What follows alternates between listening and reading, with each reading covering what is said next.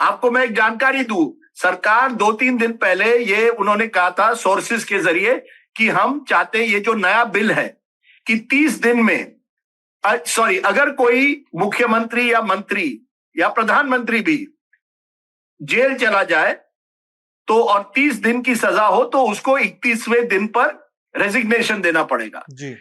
इस बिल के खिलाफ टीडीपी है और कुछ सरकार के सहयोगी है, कह रहे नहीं इस तरह से नहीं हो सकता है, कल ये बिल हमारे खिलाफ आ सकता है। तो ये बिल को उन्होंने पीछे किया है। पहले इस बिल को भी लाने की बात हो रही थी कि इस पर चर्चा होगी और इसको पास किया जाएगा।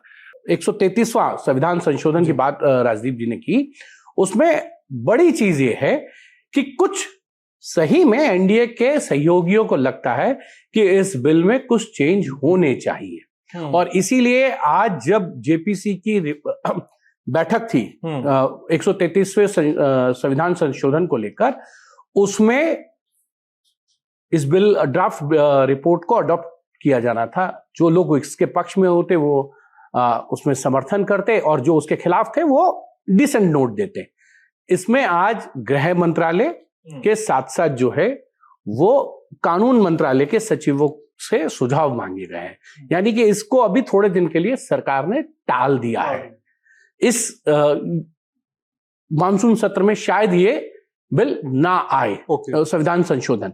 तो सरकार पूरी स्ट्रेटेजी के साथ है कि इस बिल को लेकर आए और कहीं कोई सहयोगी दल या विपक्षी दल जो है डिलिमिटेशन बिल पर इन बिलों के कारण समर्थन ना दे या कुछ नंबर्स की जो गणित है जो उनके रणनीतिकार हैं वो गड़बड़ा ना जाए। तो इस पूरे अंक गणित को केमिस्ट्री के साथ सुलझाना चाहते हैं, क्योंकि राजनीति में सिर्फ अंकगणित ही नहीं होता है, केमिस्ट्री भी होती है। तो उस केमिस्ट्री को वो बहुत अच्छी तरीके से जानते समझते हैं और इसीलिए इसको अभी टाला गया होगा ना। जैसे मैंने कहा कि एक बिल जो कन्विक्ट है, जो एमएलए मंत्री या मुख्यमंत्री जेल में जाते हैं उनको पद छोड़ना पड़ेगा, वो बिल शायद सरकार नहीं लाएगी अब, क्योंकि जेपीसी रिपोर्ट पर के टाइम पर आम सहमति नहीं हो रही थी और सरकार के कुछ सहयोगी दल भी इसके खिलाफ थे।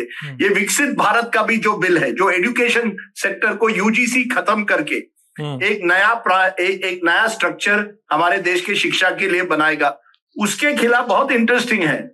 कई जो सरकार को समर्थन देते हुए पार्टियां इसके विरोध में है। क्यों? क्योंकि उनकी प्राइवेट यूनिवर्सिटीज हैं। ये प्राइवेट यूनिवर्सिटीज वाले भी उनको लगता है कि इस बिल के आने से हमारी दुकान बंद हो जाएगी, कि हमारे पास जो हमारी स्वतंत्रता है वो कम हो जाएगी। तो उसको भी किस तरीके से लाया जाएगा, इस पर भी सरकार सोच विचार कर सकती है।